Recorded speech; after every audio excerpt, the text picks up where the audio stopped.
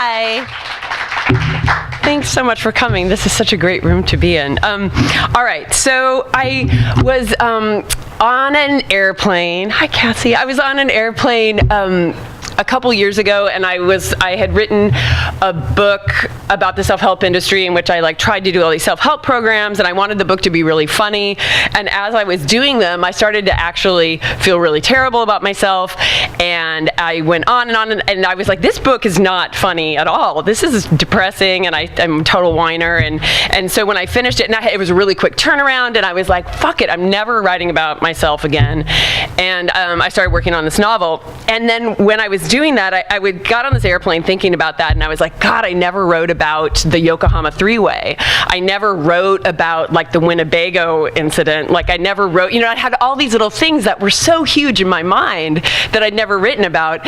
And so almost as kind of like a nail in the coffin, fuck you to myself as a writer, I was like, I'm just gonna write everything that when I think about it, I get a physical cringe reaction. And so I made this list on the plane, and by the time I landed, I had 63, 64 things on the list. And so 48 of them made it into this book.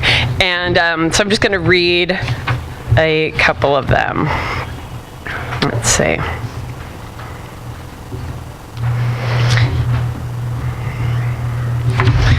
All right. The Great Debate. In 7th grade, we had to stage a debate about euthanasia and the right to die.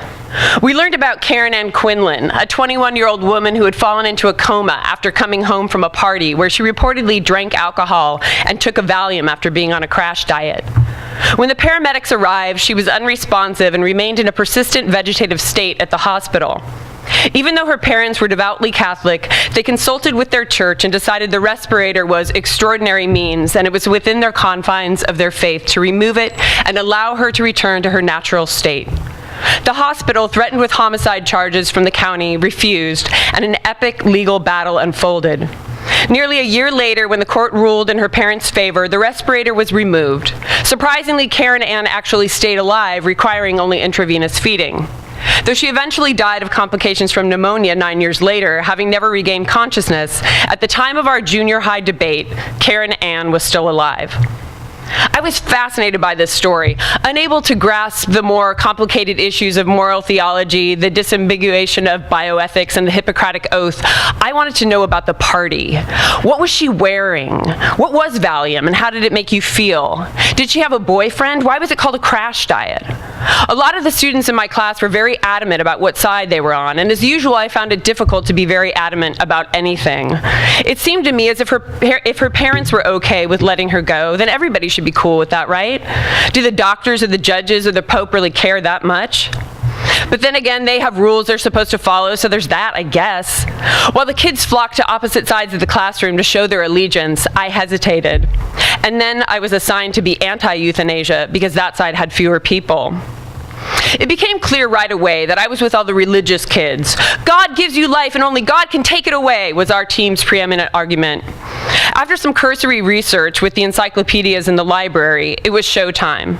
A few kids were in charge of the God argument, a few more were doing the Hippocratic Oath, and a group had taken on the legal ramifications. The rest of us stragglers were forced to take whatever crumb arguments were left over. As the debate began, I found myself moved by the position of the other team. What does it mean to be alive? What about the suffering of those who are left to take care of their comatose loved ones? Ever heard of something called the separation of church and state?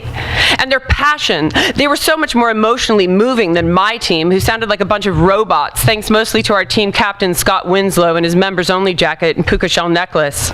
Our team was clearly losing. All our strongest arguments had already been made when Scott looked over to me to see if we could pull it out at the last minute.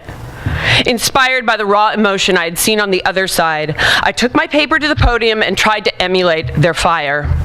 With a voice full of conviction, I read the only words that I had written down. What about quantity over quality?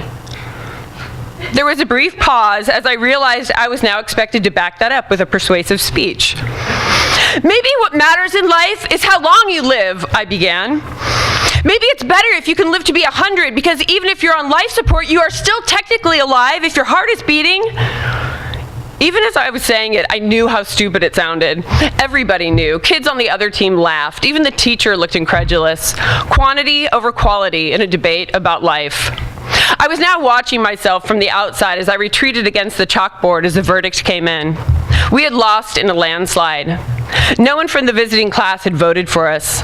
The winning team hugged each other and high-fived, fully stoked in a teenage way, but they also seemed older, cooler. We had been babies, spitting out what our parents or churches had taught us, while they had a deep understanding and world weariness about having to pull the plug on a life sometimes. I didn't like where I was. I needed to figure out what it took to get over to the other side. Oh, thank you. Thank you, Michael, for starting that. If you've ever had somebody that you know die and then your first feeling is relief, that's a horrible feeling. This is called It Girl. It wasn't Dusty, and it wasn't Stevie, and it wasn't Davy, and it wasn't Johnny, and it wasn't Bobby, and it wasn't Mickey, and it wasn't Scotty, and it wasn't Maddie, and it wasn't Jerry, and it wasn't Charlie, but it was a name that Ron used to always call me, a name for a boy but worked for a girl. I'd never heard of her, the girl I reminded him of, but some of the old-timers at the bar had. Classic It Girl, he'd say, and then point to me and go, like her. And the drunks would look me up and down, unimpressed. In the morning at work, we'd all be a bit fragile with our coffees and egg sandwiches from tortilla flats, and there he would be reaching down under his desk, room temp PBR that he'd pull up can after can throughout the day from a case at his feet. He'd offer you one, offer anybody one, and in the beginning we'd all have one. But then we'd go to the bar after work and he would nurse his drink, barely touching it until it looked like everyone was leaving to go somewhere else. And then I'd turn around and the entire thing would be gone, drained. I found out later that he would buy a pint, go across the street to his apartment, down a couple beers real quick, and then come back. One night at the Fillmore, his girlfriend tried to strangle me. She was a gorgeous blonde with big boobs and a lazy eye. Can you take it? Does it get better than that? And then to have her soft, icy hands wrapped around my throat, squeezing in slow-mo while everybody tried to pull her off. I heard she got sober. One Saturday morning, I had some sort of weird side job and had to be across the city by 7 a.m. The streets in the Mission were mostly empty, but then I saw a lone figure walking back from the all-night Safeway with a case of PBR on his shoulder. Was he up already or still up? I told myself I didn't stop to give him a ride because I didn't want to embarrass him, but I know that he wouldn't have cared. He would have been happy to see me. The reason I didn't stop is because I didn't want him in my car. I saw my friend walking down the street and I sank back into my hoodie and cruised right past him. I spoke at his memorial, held in a dive bar during the day, which was appropriately depressing. Whose idea was that? But I guess where else was it supposed to be? We all had pints, and what I wanted to say to everyone gathered was, I'm glad. I'm glad I don't have to get into his rental car that smells like barf and watch his nose and cheeks turning into an Andy Capp comic and pretend to be excited to run into him or try to understand what he's saying and then give him a hug to shut him up. Aren't you all glad you don't have to give him a hug to shut up his drunken mouth anymore? Dead at 38 from his internal organs busting into liquid and coming out his holes, or maybe that's how I pictured it. And what was that name that he always called me? I was up late Googling but couldn't put in the right combination of words to riddle it right, so I lay in bed scrolling through the names of all the boys I'd ever met until I finally got to Joe. Joey, that's who I reminded him of. Joey Heatherton was her name. She had nice legs and starred in a provocative Serta mattress commercial in the 70s. She's still alive. Thank you, and I'll just do a really short one. Thank you. This is a series of haiku about the first time I went water skiing. Water skiing. Dragged in a frog crouch, didn't let go when falling, first time up on skis. Butt spanked by water, skittering across the lake, faces in boats scream. At last, I get it. I drop the tow rope and wait, alone and treading. They come circling back, teenagers laughing, I'm 12, legs shake as I climb. When I'm recovered, pop a grape Cragmount soda, look down and notice. Bikini bottom, bisecting my vagina for the past half hour. Another surprise comes a few minutes later. Tahoe enema. Okay, that's my reading for you. Thank you. I'm sure that happened to everybody the first time they went water skiing. It's not that unique.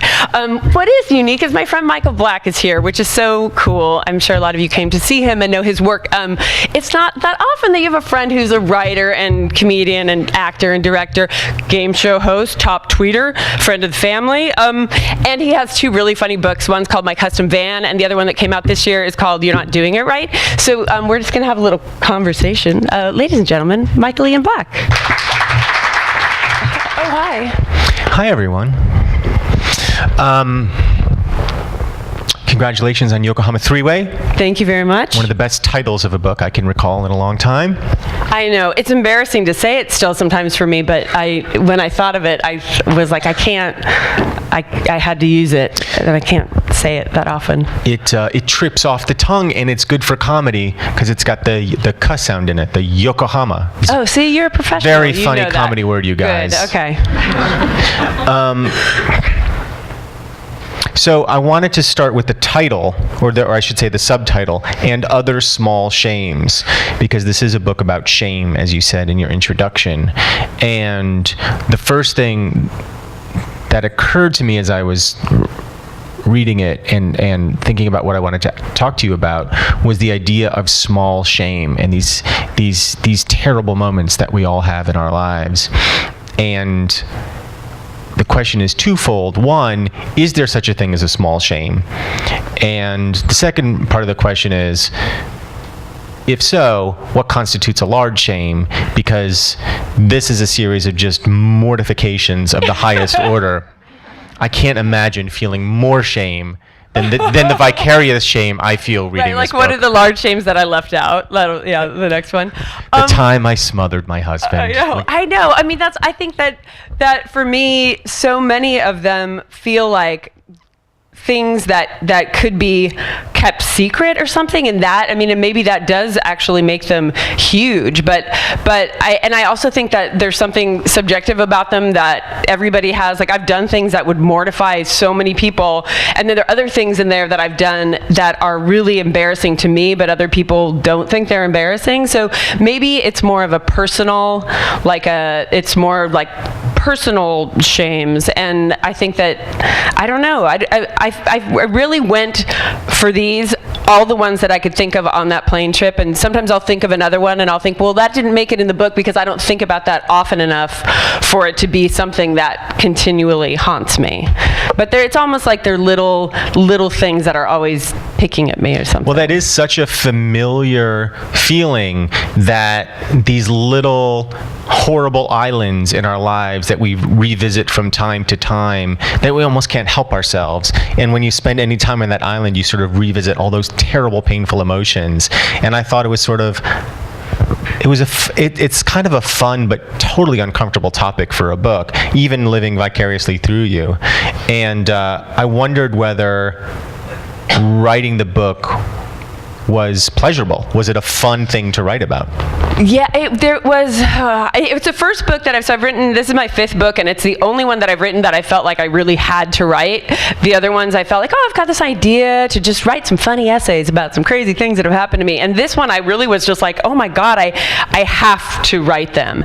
And I didn't expect it to be really therapeutic, and wasn't looking for it to be that, but it ended up being that if I sat with all of them, and they're all written in different ways. Some of them are open letters, and some of them are kind of prose poems, and I just, as I sat with each of them and sort of enjoyed the horrible feelings, it was pleasurable for me, and because I think that it helped me, because with these kind of things, they pop up in your mind and you're always trying to squash them and you're always trying to get rid of them. So when I think like, how I felt at my friend Ron's, memorial, like that, I was just like, oh, thank God. And I was like, that's a horrible feeling. You can't feel that way when somebody you know really well dies. And so I think that the process of being able to sit with them and just say, like, this is a project I'm doing and I'm going to actually sit here and think about it, that was actually enjoyable.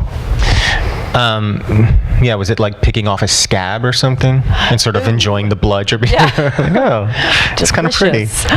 Oh God. I think that it was more, was it scab-like or was it more, I'll leave us with that beautiful imagery. The writing itself, I really like because it's confessional without being maudlin, and it's introspective in a way that doesn't call attention to itself. I feel like you're very non-judgmental about yourself in this book, even though we feel your shame, and I'm wondering how conscious that was. I think it was pretty conscious. Like I was saying, when I wrote the book about the self-help industry, I felt like that came off a lot more confessional than I wanted it to, and it was like, hey guys, this is what I'm thinking today. I've tried to do this. So like I didn't want it to be conversational. There are some pieces in here that are, but I didn't want every piece to have that same style of I was thinking the other day about this terrible thing, and so I kind of worked extra hard at how I was going to present them, so that it didn't come off purely confessional, but came, I don't know, that kind of, for me, the interesting part could be in how it was written, and so then it became something else besides me just like dumping all my shitty feelings into a book. And when you look at it now, do you re-experience those same kind of, do you re-experience those shames, or are you now able to kind of move past it for having confessed it both to yourself and obviously to your audience? Yeah, I think that I've really been able to move past a lot of them. A lot of them don't feel... Because you shouldn't. You really should feel ashamed. Well, I know there are some, stuff. like my sister-in-law's here, and she's like, I can't, it makes me kind of uncomfortable to read it. And there was one we were talking about backstage, and you were like, I had to skim that. It was too gross. And so, like, in a way, I mean, I had those, I kind of went through that with them, and then was like, nope, I got to write it. And so was able to kind of move past a lot of them. Though, if they're brought up to me in a conversational way, I still get very embarrassed about some of them. Well, there's one in particular that really just, maybe because I've had similar, no, I shouldn't say that. I was never as terrible as you. Don't admit that, no. I was never as terrible as you, but I'm wondering if it's long and if it's too long to read. I marked it.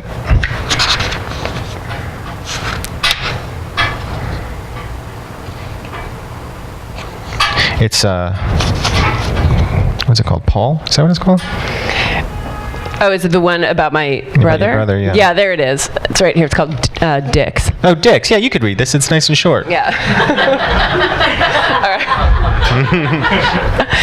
My brother Paul was a senior when I was a freshman. We hardly ever saw each other during the school day, but there were occasions when I would clock his trademark limp as he walked across the quad, right foot leading, left foot lagging. Sometimes he would do this little galloping step and start clapping his hands really fast. He had cerebral palsy, a physical disability that affected all the muscles on his left side, but he also had something else we didn't have a name for. What's it called when you memorize the TV guide? A bunch of times that year, I saw this group of popular boys, lunky jocks, not the runners, but maybe the baseball or football guys, making fun of him behind his back, imitating his walk. They'd really crack themselves up and then yell something at him like retard or mental case. Or sometimes it was a question, what's the square root of pi, retard? He'd ignore them instead of saying, oh, it's 1.772453855091, like he did at home. And then he'd get into our mom's station wagon while I went back to track practice. One day I stomped over to those jocks in my black boots with my thrift store dog tags jangling around my neck. No, I didn't. That would be the version where I'm some kind of cool girl hero. What actually happened is that I heard them yelling at him, and my ears got hot, and I never said anything to them. Not even once, that whole year. Yeah, that one still feels really shitty. Like, oh, really? Your disabled brother, and you just can't ever defend him? Well, nope, never did. Just hid there. Not my brother. I don't know who that guy is walking around. Look at him. I mean, at least I didn't go that step. That would be worse. I'm like, I know. Who's that guy? What's so amazing to me about it is just that you set yourself up, I think in a lot of these stories, as both the protagonist and the antagonist of these stories. You're... Oh, interesting. I didn't think about that. Well, it's my job to think about these things. You sort of, present yourself as the hero of your own life, as we all do, and then as a reader of this book, you just know you're going to do something awful to fuck it up, to hurt somebody, to screw over somebody, probably yourself. And I know that I feel like there's something kind of nice about that, because I've noticed in, especially like comedic memoirs, or memoirs in general, I guess, we all do want to be the hero. We all do want to sort of re-experience our triumphs. There's something sort of funny and sad and humanizing about somebody who just really wants to revisit their worst moments.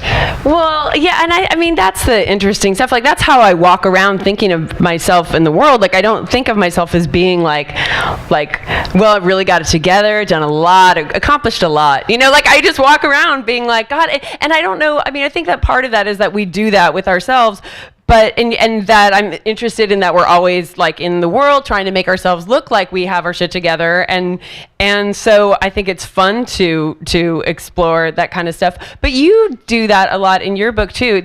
Michael's book from this year, You're Not Doing It Right, is totally great stories about like his wife and kids and being a dad and being a shithead most of the time. Yeah, and it's really you should get that book if you don't have it already. So I feel like there is that element to it that you have to go down the shame hole because it's fun. And because I think so many people, I'm guessing most people, live their lives in that duality of really striving to make good decisions and making them a lot of the time, and then just as often, well, hopefully not as often, making terrible decisions and having to live with both sides of yourself. And to me, I feel like that's a little bit unexplored in memoir, at least the ones that I read, for obvious reasons. If you read autobiography, for example, I read more, I guess, maybe political books or things like that, and of course it's the opposite of that, where everybody is a hero, and there's something nice in this form where it's really about struggling with that duality. Yeah, well, I think a lot of it, because nothing is ever really resolved. It just, I felt like in my other books, I really felt compelled, and also compelled by being like having, like this book came out on City Lights, and my last two books were on HarperCollins imprints, and really felt that struggle with like editors of them just being like, you got to wrap it up. How are we tying this together? You got to wrap it up. And I'm just like, it doesn't. I don't know. That's all. I was glad my friend died and I felt shitty. Like, that's all. And I like the thing about having just the moment and not having to like write an essay and then relate it to, like, one time I was in Iceland and I was listening to a Nina Simone song and it reminded me of the time when I went to, like having to do those big, like, worldly, like pulling everything together. And I just feel so much like I live in a series of moments and am not really sure what the point of a lot of things are. And that sometimes you don't have to, it doesn't have to have a point, except that it can be this constellation of terrible feelings. And when you put all those stars together, doesn't it make a beautiful night sky, you guys? Oh. We're going to open up the roof tonight, and we're going to take... When I was preparing for this, my wife was looking at your bio, and she started laughing because it's such a sort of perfect biography. I don't even know how to describe it, of sort of like the hip, bohemian artist, performer. What does it say? I'm not going to read the whole thing, but it's charming. Beth Lisick is a writer and performer from the San Francisco Bay Area, currently residing in Brooklyn, of course. Her books include the New York Times bestselling comic memoir. She's toured the U.S. and Europe as a solo spoken word performer, front 90s. person for the band The Beth Lisick Ordeal. 90s. This got me. Yeah. And member of the groundbreaking queer roadshow Sister Spit. Yeah. I was like, that's just gotta perfect. Get my queer, credibility in there. So but it made me wonder. It made me wonder, like, have you ever had like the career path in mind? Did you ever sort of think to yourself, this is where I'm going, this is what I'm doing, and I'm going to do everything I can to get there? Or has it all been, like you said, this series of constellations? Yeah, no, absolutely not. I mean, there's a lot. There's some people that I know that are amazing at planning out their careers, and I feel like you have this great career, but you didn't plan it out, right?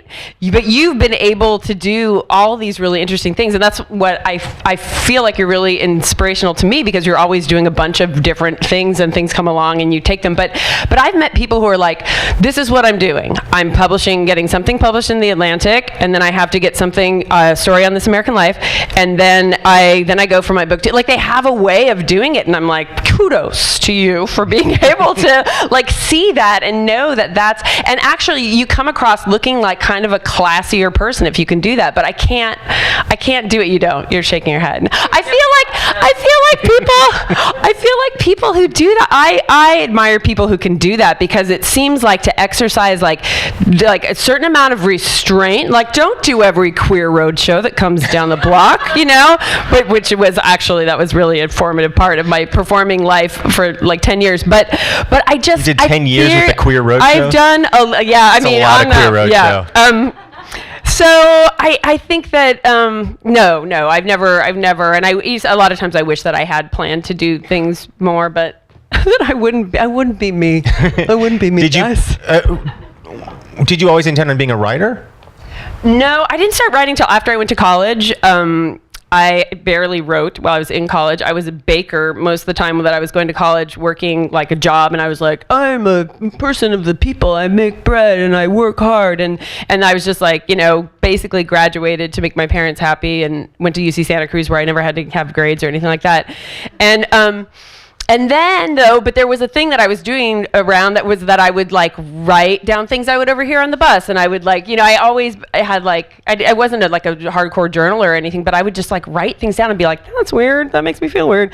And then I ended up being in a bar one time during like an open mic night in 1994, and I was like, holy shit, you can get up there on the stage and read something for 3 minutes and then just go back into the dark bar. There's nobody tweeting, there was no blogging, there was no, you know, it was just like drunk people in a bar being all, and then I, you know, like just kind of ranting and doing whatever, and it's this total freak scene.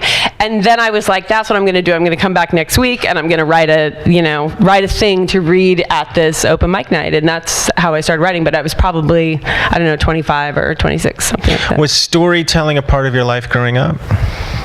No.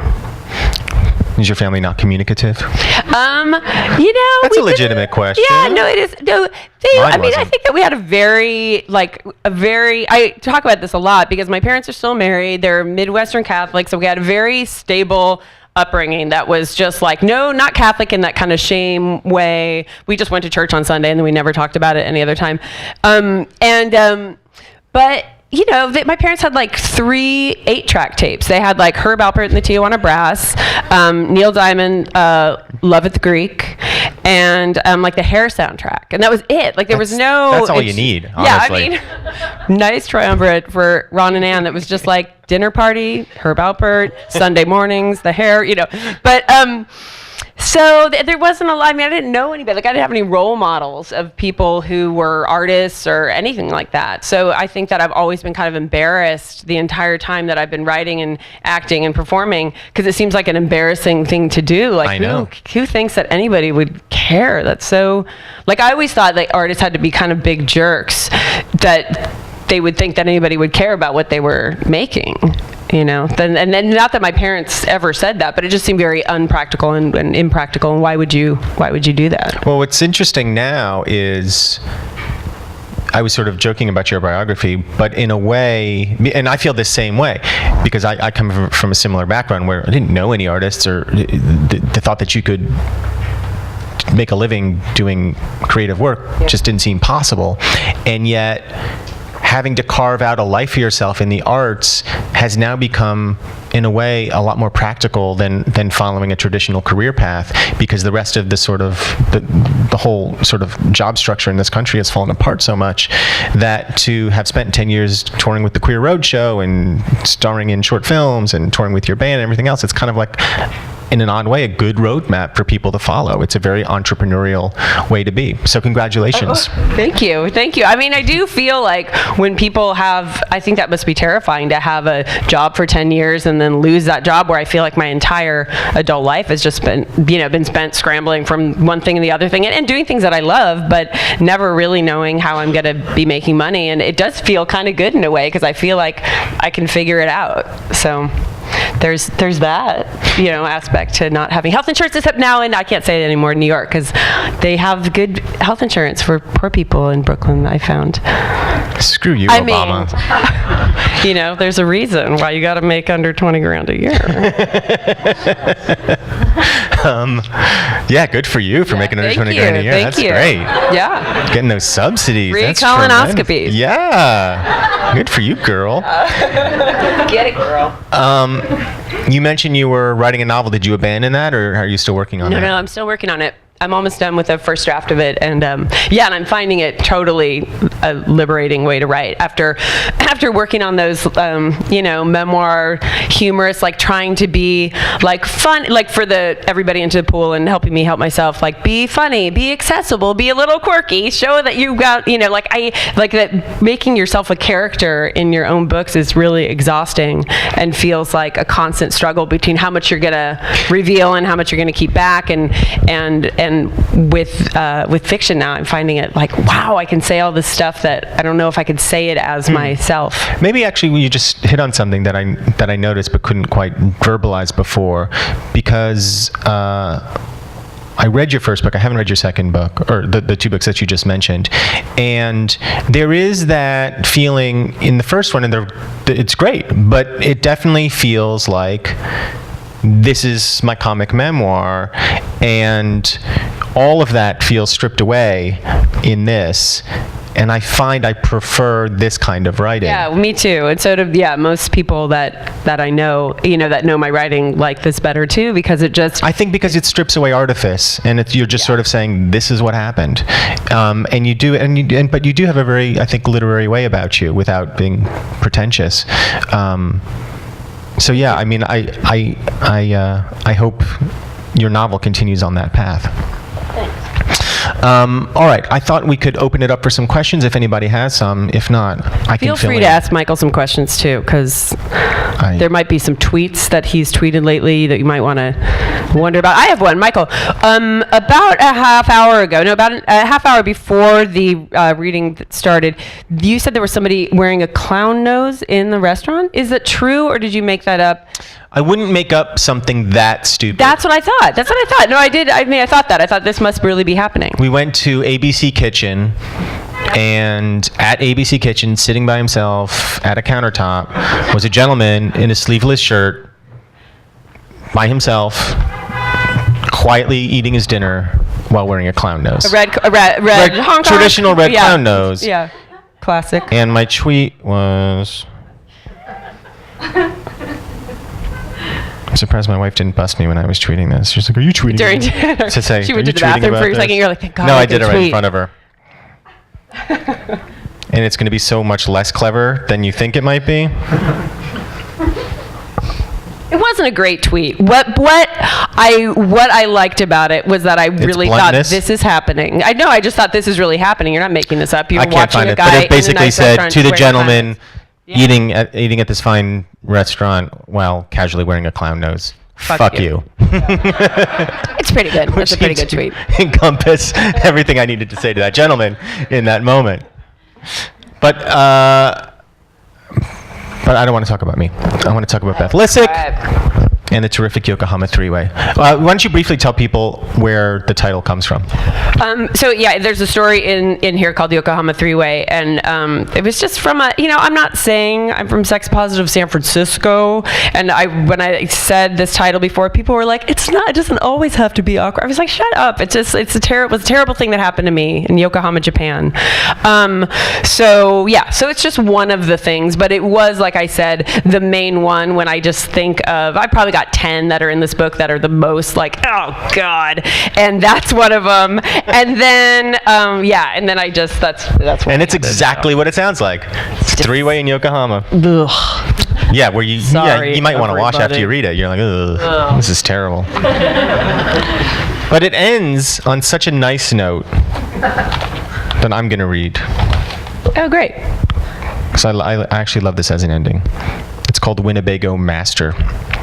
If you're super macho about driving, then you wouldn't think twice about taking the wheel of a 30-foot Winnebago in the middle of a snowstorm and driving it over the Siskiyou Mountains across the Oregon border, even though it's a rental, and you didn't tell them you were going out of state, and you're not supposed to put chains on it, but you stop and get chains to be safe, even though they don't fit the tires that well, and then drive that motherfucker 60 miles per hour through the winding pass because you used to drive Highway 9 to Santa Cruz so you can drive anything fast. I wish everyone would wake up so they could see how amazing I am.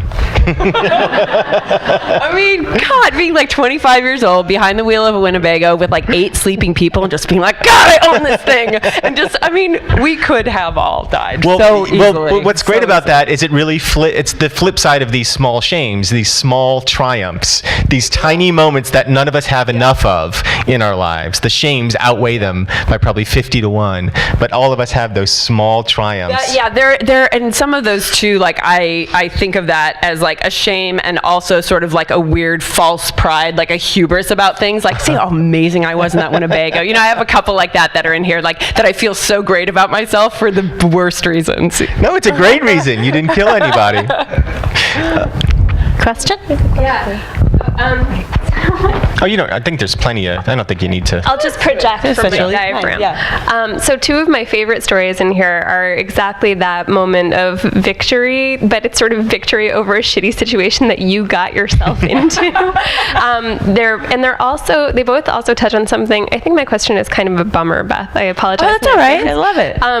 So the story about how you threw a napkin at Poe Bronson, which is awesome, and the story, the Panda Ambulance, which is about how you took a shitty, degrading job and then got yourself out of it. The question is, how do you not become so angry and bitter that it poisons your work because of these shitty, horrible, rich people? Oh my God. That's my question. Sorry. So in general, how do I not? I think that naturally I'm just not a bitter person. I mean, I think that that's a big part of it is that I think that I couldn't, like, this would be a very different book, I think, if I were a bitter person, and that I end up just looking, blaming myself and being like, well, here, let's move on to the next one. Like there's always another one. I mean, how many have I created since I finished writing this book? It's like I feel like they're coming like fewer and far between than when I was in my 20s, perhaps. But still, I think that it's just a life perspective, I guess, of not, yeah. Oh, yeah, she gave me the yoga bow. Thank you. That is a great story, the Panda Ambulance, and it's a story about when Beth takes a job conducting a book club, flip clubs for rich fourth graders, rich fourth grade girls specifically. Rich fourth grade girls. And the first one goes moms. well, and then her mom, one of the girls' mom's friends, whatever, asks her if she would be interested in doing one for her group, and the mom turns out to be a horror show of like white rich privilege, and there is a kind of undercurrent in the book of sort of just class awareness. I wouldn't say class envy, because I agree with you. There's nothing bitter about it.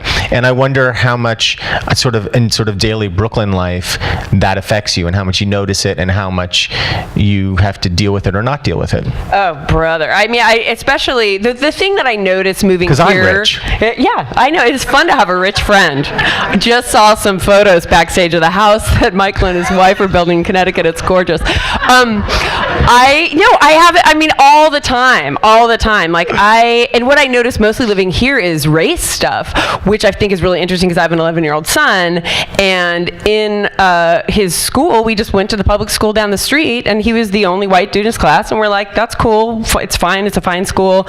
But what the weird thing is, now this year, is that his school is over on the Park Slope side of things, we're in Prospect Heights, and we literally walk past all the white people going to a different school. And I'm like, are you fucking kidding me? me. And so I met with this agent, like a friend's agent, a couple weeks ago, and he lives near me, and his kids go to this very expensive private school that we walk by all the time. And he was like, we were zoned for that school, but we were only, and he said something just super racist about, about the way that anyway, the thing that I found more than class stuff here is really race stuff, and that white people. What did he say? He said. Don't just say he said something incredibly racist. He said no. Well, I'm just trying to get the way that he phrased it was like, I feel like if they weren't so disciplinarian at that school, a lot more white people would go there. And I was like, I don't even. I was just like, I don't even know what that. And so. Anyway, but it was just the whole way we had the conversation, and kind of like how I just made that remark about your house that you're building. I was like, well, I'm sure you're meeting some very nice families at the Berkeley Carroll School, so enjoy. But anyway, so yeah, I'm totally aware of that stuff, and I think coming from like a pretty solidly, middle class background, I never thought that it would be anything that I noticed. I was just raised pretty privileged in just a nice middle class way. And then just being kind of a broke artist and living how you live, it's like, yeah, okay, so we go to the black school with the people who, like the white people that are our neighbors, for some reason do not send their kids there. Mm-hmm. It's fascinating. Yeah, and especially I think living, well, now in Brooklyn, in New York in general, but specifically in Brooklyn right now, it's got to be even weirder and harder. And yeah, I mean, it's not hard. It's just no, weird. it's hard. It's hard for you. Yeah. Well, and my brother lives a mile away from me, and his kids, they're like, I don't know. I guess the biggest diversity we have a lot of French people, and they're like a mile away from us in Carroll Gardens. So I was like, that's so weird. Anyway. I enjoy talking about stuff like that, because I feel like that's, people hate talking about class. They hate it. I love it. I love it too. Do you guys know Kamau Bell? You know Kamau, right? Did you? Yeah. I don't know him. He just had this show called Totally Biased that it just got canceled, but he's a black guy that had this show that was just like, he was a San Francisco guy, and he was just like, you just got to talk about race. You just got to talk about it. Like, talk, even if it's uncomfortable, just talk about it. So I feel like it's a great, living where I live and being in the community that I'm in. I'm like, all right, let's talk about it then. And you came here from San Francisco. How long were you in San Francisco? I mean, basically, I grew up in the area, right. So I was there my whole life. And how have you found the transition? I like it. I mean, I never did like what a lot of people do, is they move away from the place they're from, and I never did that. I always lived within a 40-mile radius of where I grew up. So I love it. I love that everything doesn't remind me of something else. There's just new stuff all the time. I like not having a car. I've had a car since I was 16. I really like that. And I love that there's just stuff you can do every night if you want. Amazing shit going on. So it's great. I like it. I joined the co-op so I could buy cheap groceries.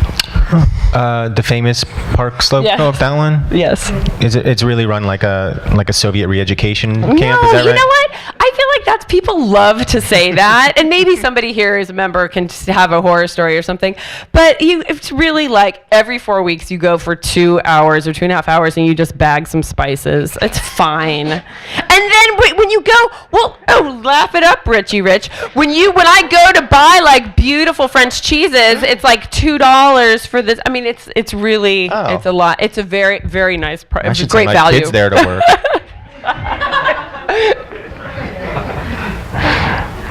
Does anybody else have any questions? If not, I've got more.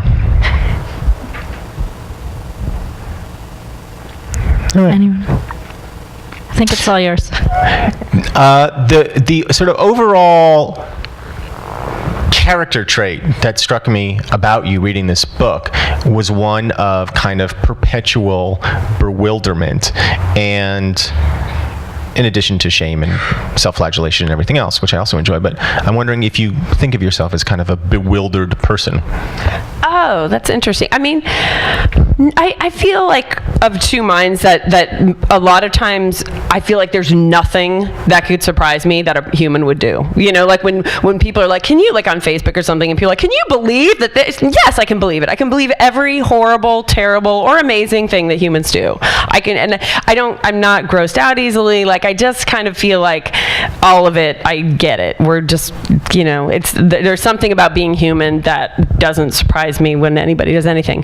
But at the same time, constantly fascinated. Like, I love, one great thing here is subway. Love riding the subway. I've only been here a year, guys. Come on. I love watching people do crazy shit, and so that, to me, I guess I'm curious and interested more than bewildered. Like, I don't feel like, oh my God. Like, bewildered to me kind of reminds me of like Mary Tyler Moore in The City being all, wait a minute, check that, you know, where I more just feel like, oh, I want to see, like, I have that urge to follow people and be like, where's that person going? What's that person doing? What's, like, you know, like, I am constantly interested in other people. And so that's maybe where some of that comes from, I guess. Yeah, I mean, it seems like a great gift for a writer to have, that idea of recognizing the unfamiliar in maybe what could be familiar circumstances, or at least acknowledging to yourself that they feel unfamiliar. And that is my own entire point of that sentence. That's good. You're very smart. Very smart. You are. You're really good at this job. I'm a game show host, it's guys. Really incredible. How's the game show going? I don't know. Okay. Don't worry about it.